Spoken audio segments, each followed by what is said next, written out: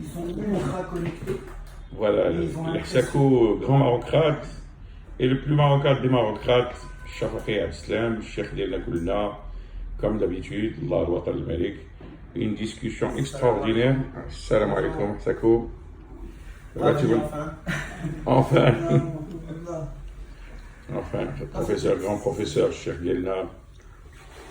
Tu disais des choses très intéressantes. Fais comme si j'étais pas là. Moi, c'est la qualité de tes propos qui m'ont interpellé pour que je puisse, avec ta permission, te enregistrer et te publier, bien sûr. Moi, je coach un petit peu les jeunes actuellement qui passent les examens, les concours, donc l'école nationale d'architecture, et autres.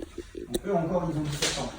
Ils veulent avoir les meilleurs métiers. Moi, ce qui me fait peur, c'est les 12-17 ans qui, aujourd'hui, ne se reconnaissent plus dans le pays, sont ultra connectés grâce aux nouvelles technologies, mais se sont un peu emprisonnés.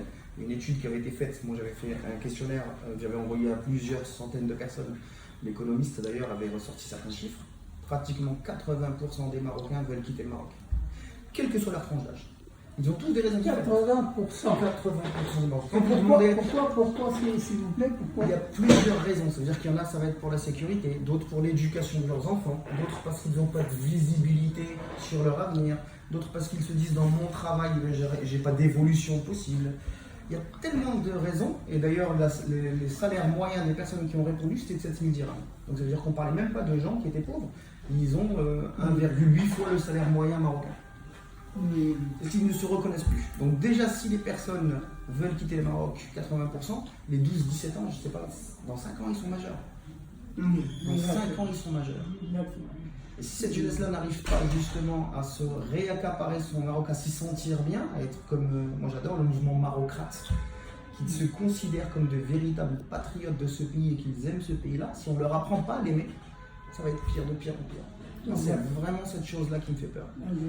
C'est pour ça que la marocratie, nous l'avons inventée, nous, c'est les marocrates qui sont en face de moi, justement pour flasher toute la jeunesse et flasher toutes les générations futures, pour justement leur inculquer, comme je l'ai dit il y a quelques jours, le meilleur investissement aujourd'hui, c'est l'investissement dans le patriotisme. Dans le patriotisme. C'est le meilleur investissement et nous appelons tous les parents, nous appelons tous les jeunes, nous appelons toutes les tranches d'âge à investir, ne serait-ce qu'un petit morceau de temps quotidien, dans leur patriotisme marocain, fiers d'être marocains, être marocains jusqu'au bout, et n'importe quelle condition sur lesquelles nous sommes en train d'évoluer tous, notre Maroc d'abord, notre marocratie d'abord, notre marocanité d'abord, et notre réelle fierté d'appartenir à ce beau Maroc.